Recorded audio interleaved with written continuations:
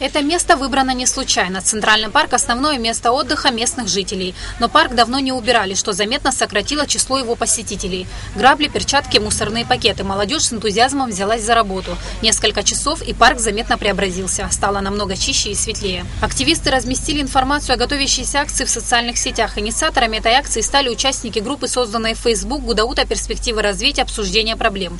На призыв откликнулись несколько десятков молодых людей. На этом ребята останавливаться не собираются.